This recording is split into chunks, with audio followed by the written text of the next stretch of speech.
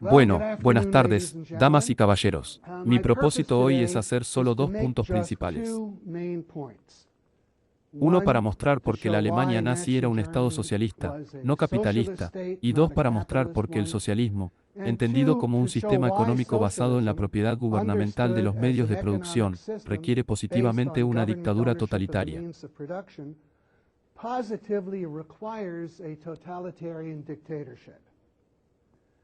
La identificación de la Alemania nazi como un Estado socialista fue una de las muchas grandes contribuciones de Ludwig von Mises. Cuando uno recuerda, como han señalado otros oradores, que la palabra nazi era una abreviatura de Der Nationalsozialistische Deutsche Arbeiterpartei en la traducción al inglés, el Partido Nacionalsocialista de los Trabajadores Alemanes.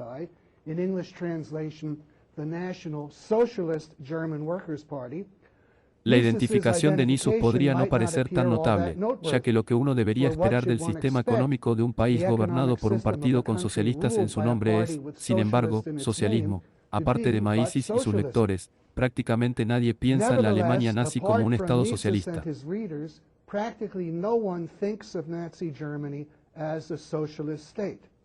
Es mucho más común creer que representaba una forma de capitalismo, que es lo que los comunistas y todos los demás marxistas han afirmado.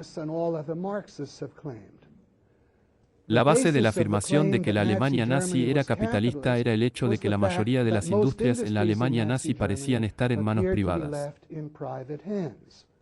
Como han escuchado de otros oradores, lo que Mises identificó fue que la propiedad privada de los medios de producción existía de nombre solo bajo los nazis, y que la sustancia real de la propiedad de los medios de producción residía en el gobierno alemán.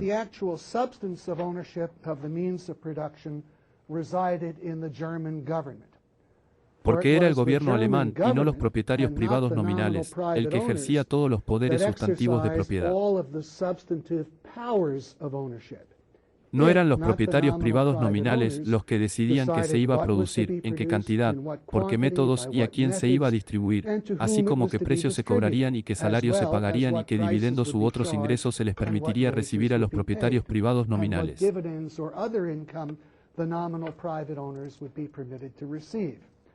La posición de los supuestos propietarios privados, mostró Misa, se redujo esencialmente a la de los pensionistas del gobierno.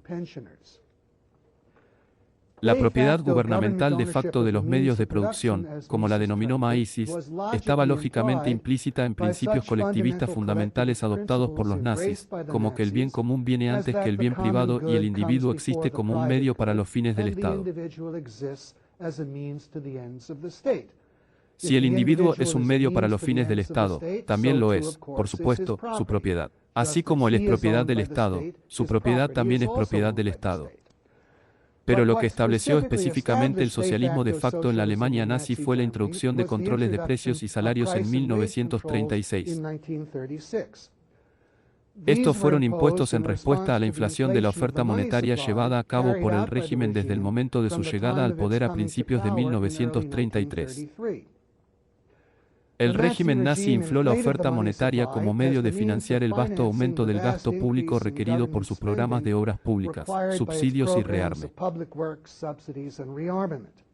Los controles de precios y salarios se impusieron en respuesta al aumento de los precios que comenzó a resultar de la inflación. El efecto de la combinación de la inflación y los controles de precios y salarios es la escasez. Esa es una situación en la que las cantidades de bienes que las personas intentan comprar exceden las cantidades disponibles para la venta. La escasez, a su vez, resulta en un caos económico. No es solo que los consumidores que se presentan en las tiendas temprano en el día estén en condiciones de comprar todas las existencias de productos y dejar a los clientes que llegan más tarde sin nada. Una situación a la que los gobiernos suelen responder imponiendo racionamientos. La escasez resulta en caos en todo el sistema económico. Introducen aleatoriedad en la distribución de suministros entre áreas geográficas, en la asignación de un factor de producción entre sus diferentes productos, en la asignación de trabajo y capital entre las diferentes ramas del sistema económico.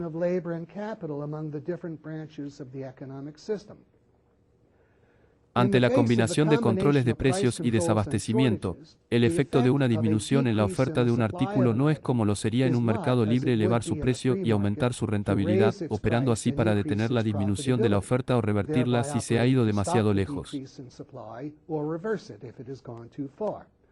El control de precios prohíbe el aumento del precio y, por lo tanto, el aumento de la rentabilidad. Al mismo tiempo, la escasez causada por los controles de precios impide que los aumentos en la oferta reduzcan el precio y la rentabilidad. Cuando hay escasez, el efecto de un aumento en la oferta es simplemente una reducción en la gravedad de la escasez. Solo cuando la escasez se elimina por completo, un aumento en la oferta requiere una disminución en el precio y produce una disminución en la rentabilidad. Como resultado, la combinación de controles de precios y escasez hace posibles movimientos aleatorios de la oferta sin ningún efecto sobre el precio y la rentabilidad. En esta situación, la producción de los bienes más triviales y sin importancia, incluso las rocas pequeñas para tomar el ejemplo más extraño, se puede expandir a expensas de la producción de los bienes más urgentes e importantes, como los medicamentos que salvan vidas, sin ningún efecto en el precio y la rentabilidad de ninguno de los dos. Los buenos controles de precios evitarían que la producción de los medicamentos se volviera más rentable a medida que disminuía su suministro, mientras que la escasez, incluso de rocas para mascotas, impedía que su producción se volviera menos rentable a medida que aumentaba su suministro. Como demostró Nicis, para hacer frente a los efectos no deseados de sus controles de precios, el gobierno debe abolir los controles de precios o agregar más medidas. Es decir, precisamente el control sobre lo que se produce, en qué cantidad, por qué métodos y a quién se distribuye, al que me referí anteriormente. La combinación de los controles de precios con este conjunto adicional de controles constituye la socialización de facto del sistema económico, ya que significa que el gobierno ejerce entonces todos los poderes sustantivos de propiedad.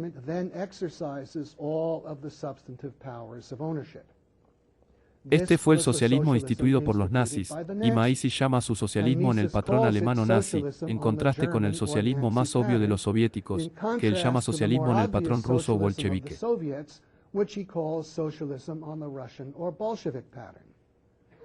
Por supuesto, el socialismo no pone fin al caos causado por la destrucción del sistema de precios, sino que lo perpetúa. Y si se introduce sin la existencia previa de controles de precios, su efecto es inaugurar ese mismo caos.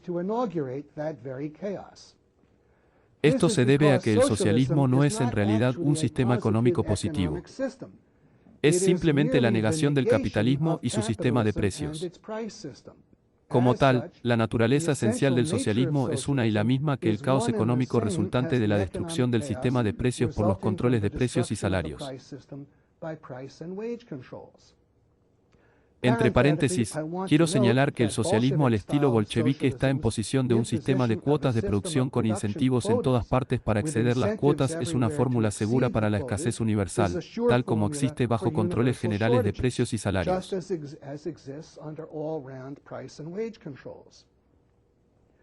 A lo sumo, el socialismo simplemente cambia la dirección del caos. El control del gobierno sobre la producción puede hacer posible una mayor producción de algunos bienes de especial importancia para sí mismo, pero lo hace solo a expensas de causar estragos en el resto del sistema económico. Esto se debe a que el gobierno no tiene forma de conocer los efectos en el resto del sistema económico de asegurar la producción de los bienes a los que otorga especial importancia. Los requisitos para hacer cumplir un sistema de control de precios y salarios arrojan una luz importante sobre la naturaleza totalitaria del socialismo. Lo más obvio, por supuesto, en el de la variante alemana o nazi del socialismo, pero también en el del socialismo de estilo soviético. Podemos comenzar con el hecho de que el interés financiero de los vendedores que operan bajo controles de precios es evadir los controles de precios y aumentar sus precios. Los compradores que de otro modo no podrían obtener bienes están dispuestos, de hecho ansiosos, a pagar estos precios más altos como medio para asegurar los bienes que desean. En estas circunstancias, ¿qué es lo que impide que los precios suban y que se desarrolle un mercado negro masivo? La respuesta es una combinación de sanciones severas combinadas con una gran probabilidad de ser atrapado y realmente sufrir esas sanciones. Es poco probable que las meras multas sean un elemento disuasorio. Se considerarán simplemente como un gasto comercial adicional. Si el gobierno se toma en serio sus controles de precios, es necesario que imponga sanciones comparables a las de un delito grave. Pero la mera existencia de tales sanciones no es suficiente. El gobierno tiene que hacer que sea realmente peligroso realizar transacciones en el mercado negro. Tiene que hacer que la gente tema que al realizar una transacción de este tipo, la policía los descubra de alguna manera y terminen en la cárcel. Para crear tal miedo, el gobierno debe desarrollar un ejército de espías e informantes secretos. Por ejemplo, el gobierno debe hacer que un comerciante y su cliente teman que si participan en una transacción en el mercado negro, algún otro cliente en la tienda los denuncie. Debido a la privacidad y el secreto en el que se pueden realizar muchas transacciones en el mercado negro, el gobierno también debe hacer que cualquiera que contemple una transacción en el mercado negro tema que la otra parte pueda resultar ser un agente de policía que intenta atraparlo. El gobierno debe hacer que la gente tenga miedo, incluso de sus socios de toda la vida, incluso de sus amigos y familiares, para que no se conviertan en informantes. Y finalmente, para obtener condenas, el gobierno debe poner la decisión sobre la inocencia o culpabilidad en el caso de transacciones en el mercado negro en manos de un tribunal administrativo o sus agentes de policía en el acto. No puede basarse en juicios con jurado porque es poco probable que muchos jurados estén dispuestos a emitir veredictos de culpabilidad en casos en los que un hombre podría tener que ir a la cárcel durante varios años por el delito de vender unas pocas libras de carne o un par de zapatos por encima del precio máximo.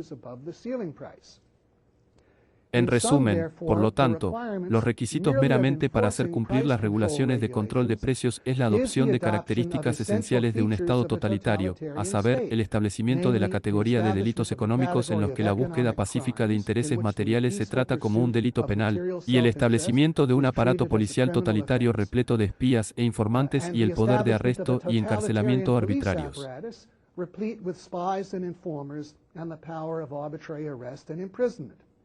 Claramente, la aplicación de los controles de precios requiere un gobierno similar al de la Alemania de Hitler o la Rusia de Stalin, en el que prácticamente cualquier persona podría llegar a ser un espía de la policía, y en el que existe una policía secreta y tiene el poder de arrestar y encarcelar a personas. Si el gobierno no está dispuesto a llegar a tales extremos, entonces, en esa medida, sus controles de precios resultan inaplicables y simplemente se rompen. El mercado negro adquiere entonces proporciones importantes. Por cierto, nada de esto sugiere que los controles de precios fueron la causa del reinado del terror en los nazis. Los nazis comenzaron su reinado de terror mucho antes de la promulgación de los controles de precios. Como resultado, promulgaron controles de precios en un entorno preparado para su aplicación. La actividad del mercado negro conlleva la comisión de otros delitos. Bajo el socialismo de facto, la producción y venta de bienes en el mercado negro implica el desafío de las regulaciones gubernamentales sobre producción y distribución, así como el desafío de sus controladores de precios. Por ejemplo, los bienes en sí que se venden en el mercado negro están destinados por el gobierno a ser distribuidos de acuerdo con su plan y no en el mercado negro. Los factores de producción utilizados para producir esos bienes también están destinados por el gobierno a ser utilizados de acuerdo con su plan y no con el propósito de abastecer el mercado negro.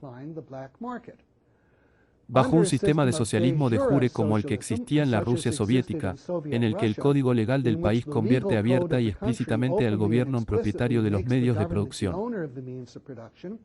Toda actividad del mercado negro implica necesariamente la apropiación indebida o el robo de bienes del Estado.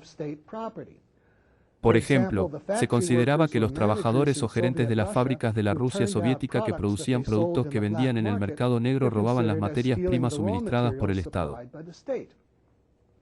Además, en cualquier tipo de patrimonio social, y ese es su caso, el plan económico del gobierno es parte de la ley suprema de la tierra.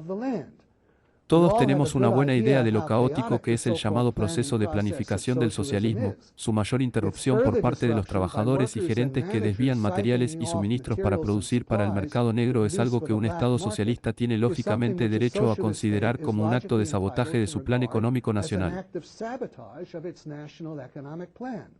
Y el sabotaje es como lo considera el código legal de un Estado socialista. De acuerdo con este hecho, la actividad del mercado negro en un país socialista a menudo conlleva la pena de muerte. Ahora, creo que un hecho fundamental que explica el reinado del terror en todas partes que se encuentra bajo el socialismo es el increíble dilema en el que un Estado socialista se coloca en relación con las masas de sus ciudadanos. Por un lado, asume la plena responsabilidad del bienestar económico del individuo.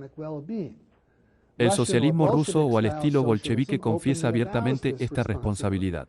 Esta es la principal fuente de su atractivo popular. Por otro lado, en todas las formas que uno puede imaginar, un Estado socialista hace una chapuza increíble en el trabajo. Hace que la vida del individuo sea una pesadilla. Todos los días de su vida, el ciudadano de una finca social debe pasar tiempo en interminables colas de espera. Para él, los problemas que los estadounidenses experimentaron en la escasez de gasolina de la década de 1970 son normales. Solo que no los experimenta en relación con la gasolina, porque no posee un automóvil y no tiene esperanza de tener uno. Pero en relación con prendas de vestir simples, verduras, incluso pan. Peor aún, con frecuencia se ve obligado a trabajar en un trabajo que no es de su elección y que, por lo tanto, sin duda debe odiar por la escasez. El gobierno llega a decidir la asignación de mano de obra al igual que lo hace la asignación de los factores materiales de producción, y vive en una condición de hacinamiento increíble con casi nunca una oportunidad de privacidad. Ante la escasez de viviendas, se asignan fronteras a los hogares, las familias se ven obligadas a compartir apartamentos y se adopta un sistema de pasaportes y visas internos para limitar la gravedad de la escasez de viviendas en las áreas más deseables del país. Por decirlo suavemente, una persona obligada a vivir en tales condiciones debe ver con resentimiento y hostilidad.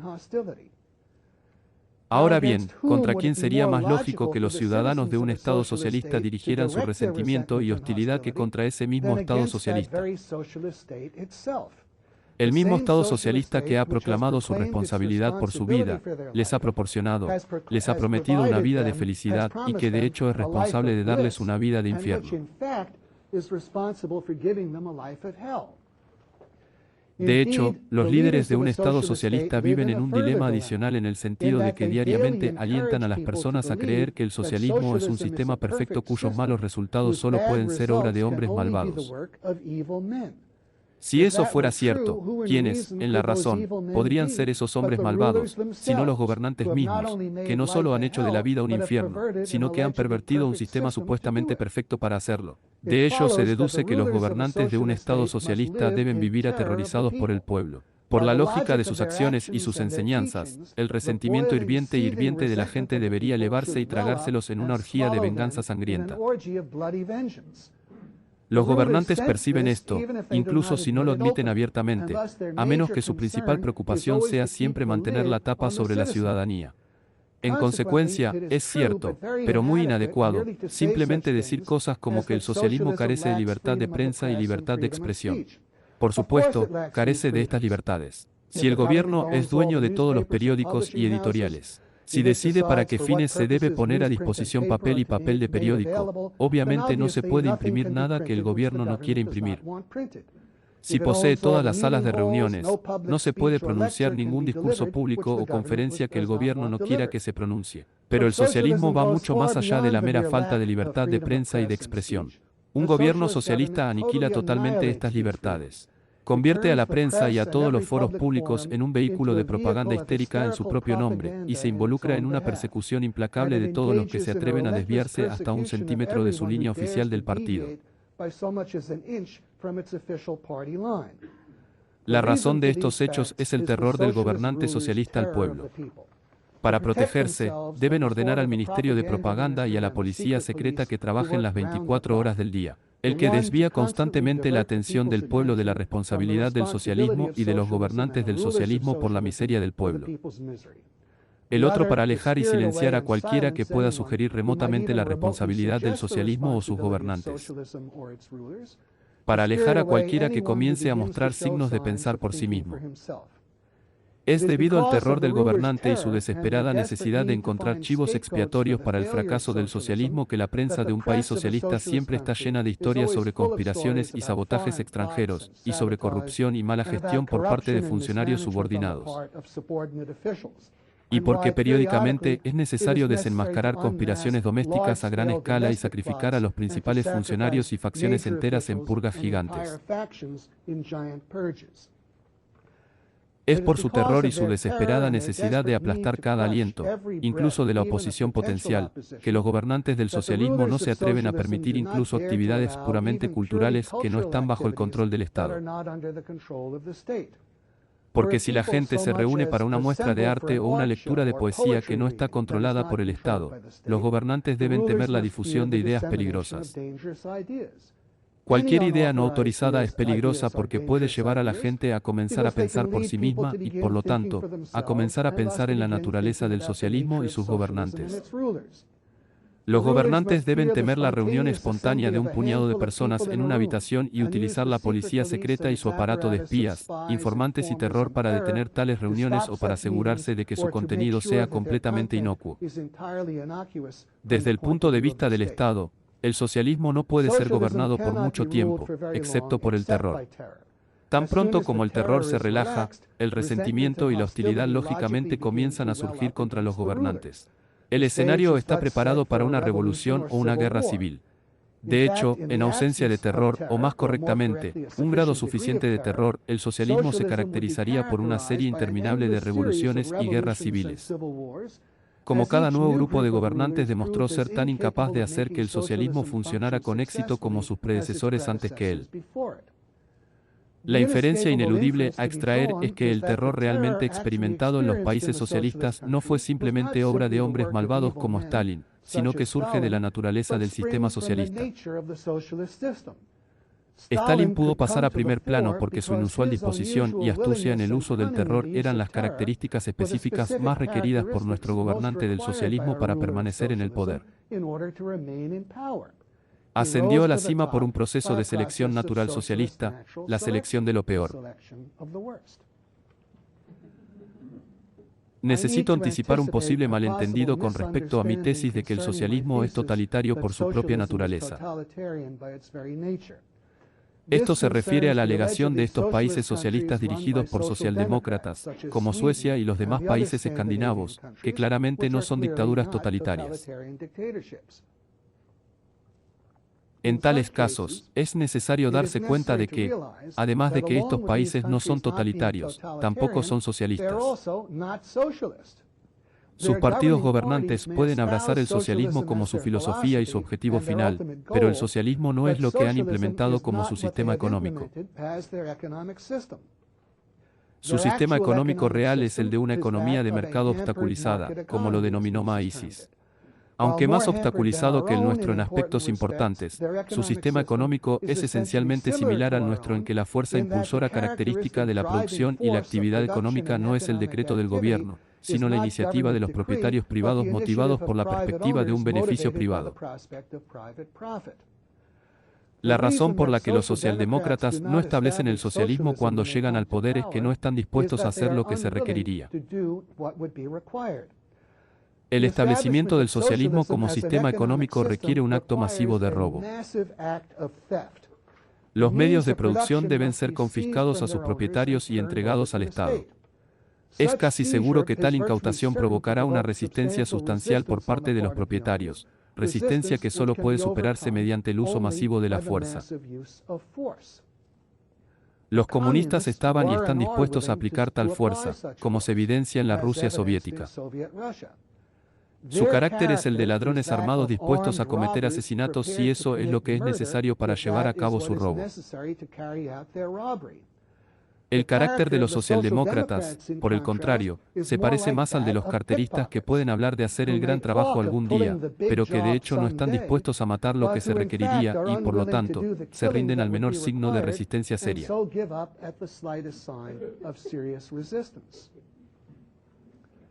Piénsalo por un momento. Si tuvieras la intención de ir a robar a alguien, no sería suficiente que simplemente dijeras, Señor, dame tu billetera. Y si se da la vuelta y camina listo para golpearte en la cara, Si te tomas en serio robar a alguien, es mejor que vengas con un arma y estés preparado para dispararle. Bueno, los comunistas están dispuestos a hacer eso. Los socialdemócratas no lo son ahora. En cuanto a los nazis, generalmente no tenían que matar para apoderarse de la propiedad de alemanes que no fueran judíos. Esto se debe a que, como hemos visto, establecieron el socialismo sigilosamente a través de controles de precios, que sirvieron para mantener el disfraz externo y la apariencia de propiedad privada. Los propietarios privados fueron privados de su propiedad sin saberlo, y por lo tanto no sintieron la necesidad de defenderla por la fuerza. Bueno, creo que he demostrado que el socialismo real, es totalitario por su propia naturaleza. Ahora, en los Estados Unidos en este momento, no tenemos socialismo y no tenemos una dictadura, y mucho menos una dictadura totalitaria. Entre los elementos esenciales que aún faltan. Esto explica por qué todavía no tenemos fascismo. Entre los elementos esenciales que aún faltan se encuentran un gobierno de partido único y la censura. Todavía tenemos libertad de expresión y de prensa y elecciones libres, aunque ambas han sido socavadas y su existencia continua ciertamente no puede garantizarse. Lo que tenemos es una economía de mercado obstaculizada que está creciendo cada vez más, obstaculizada por una intervención gubernamental cada vez mayor, y que se caracteriza por una creciente pérdida de libertad individual. He leído esta charla en voz alta varias veces. Siempre lograba hacerlo en media hora. Y ahora veo que me quedan 2 minutos y unos 6 minutos de texto. No sé cómo pasó eso. Así que estoy listo para vender. De acuerdo, está bien. Bueno, gracias. Gracias. Genial. De acuerdo, el precio que pago tendrá que ser la entrega de la charla. De acuerdo, bien, gracias. De acuerdo. Bueno, lo que tenemos es una economía de mercado cada vez más obstaculizada que nos está privando progresivamente de más y más de nuestra libertad. El crecimiento de la intervención económica del gobierno es sinónimo de una pérdida de libertad individual porque significa iniciar cada vez más el uso de la fuerza física para hacer que las personas hagan lo que no eligen voluntariamente hacer o evitar que hagan lo que voluntariamente eligen hacer. Y dado que el individuo es el mejor juez de sus propios intereses y, al menos por regla general, busca hacer lo que le conviene hacer y evitar hacer lo que perjudica su interés. De ello se deduce que cuanto mayor es el alcance de la intervención del gobierno, mayor es el grado en que a los individuos se les impide hacer lo que los beneficia y, en cambio, se les obliga a hacer lo que les causa pérdidas. Hoy en día, en los Estados Unidos, el gasto público federal, estatal y local equivale a casi la mitad de los ingresos monetarios de la parte de la ciudadanía que no trabaja para el gobierno. Si comienza con las estadísticas de ingreso nacional, elimine todas las imputaciones. Basta con mirar los ingresos monetarios y luego tomar el gasto público en todos los niveles como un porcentaje de eso. Se trata de aproximadamente la mitad de los 15 departamentos del Gabinete Federal y un número mucho mayor de agencias reguladoras federales, en la mayoría de los casos con contrapartes a nivel estatal y local, que se entrometen de manera rutinaria en prácticamente todas las áreas de la vida del ciudadano individual de innumerables maneras. Es grabado, obligado y prohibido. El efecto de tal interferencia masiva del gobierno es el desempleo, el aumento de los precios, la caída de los salarios reales, la necesidad de trabajar más y más, y la creciente inseguridad económica. El efecto adicional es el aumento de la ira y el resentimiento. Aunque la política de intervención económica del gobierno es su objetivo lógico, la ira y el resentimiento que sienten las personas generalmente se dirigen a los empresarios y los ricos. Este es un error que es alimentado en su mayor parte por un establecimiento intelectual y medios de comunicación ignorantes y envidiosos.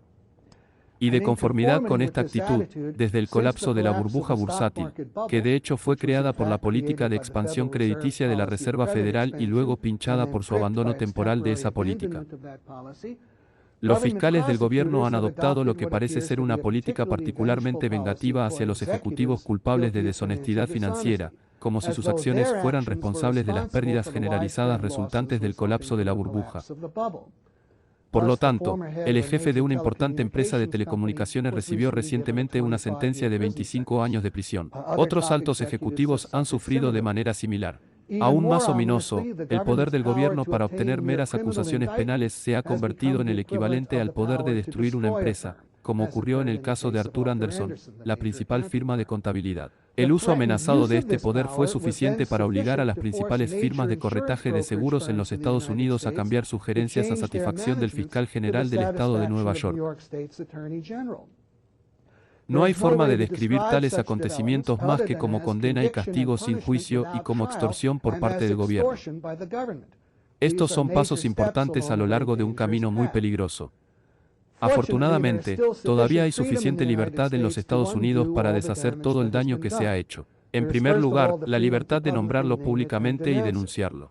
Más fundamentalmente, existe la libertad de analizar y refutar las ideas que subyacen a las políticas destructivas que se han adoptado o que se pueden adoptar. Y eso es lo que es crítico para el factor fundamental que subyace al intervencionismo. Y, por supuesto, el socialismo también, ya sea nazi o comunista, no es más que ideas equivocadas. Sobre todo, ideas erróneas sobre economía y filosofía. En la actualidad, existe un extenso y creciente cuerpo de literatura que presenta ideas sólidas en estos dos campos vitales. A mi juicio, los dos autores más importantes de esta literatura son Ludwig von Mises y Ayn Rand. Un amplio conocimiento de sus escritos es un requisito previo indispensable para el éxito en la defensa de la libertad individual y el libre mercado. Este instituto, el Instituto Ludwig von Mises, es el centro líder mundial para la difusión de las ideas de Mises. Presenta un flujo constante de análisis basados en sus ideas, análisis que aparecen en sus revistas académicas, sus libros y publicaciones periódicas, y en su sitio web diario, artículos de noticias que tratan los temas del momento. Educa a estudiantes universitarios y jóvenes instructores en sus ideas y las ideas relacionadas de otros miembros de la Escuela Austriaca de Economía. Lo hace a través de la Universidad de Verano de Sobrinas, las conferencias de académicos austriacos y una variedad de seminarios. Dos formas muy importantes de luchar por la libertad son educarse a uno mismo hasta el punto de poder hablar y escribir tan articuladamente en su defensa como lo hacen los eruditos asociados con este instituto. O, si no se tiene el tiempo o la inclinación para dedicarse a tal actividad, apoyar financieramente al instituto en su labor vital en la medida de lo posible. Es posible cambiar el rumbo. Ninguna persona por sí sola puede hacerlo, pero un número grande y creciente de personas inteligentes educadas en la causa de la libertad económica y que hablan y argumentan en su defensa siempre que sea posible, es capaz de formar gradualmente las actitudes de la cultura y, por lo tanto, de la naturaleza de su sistema político y económico. Ustedes y este público ya están involucrados en este gran esfuerzo y espero que continúen e intensifiquen su compromiso. Muchas gracias.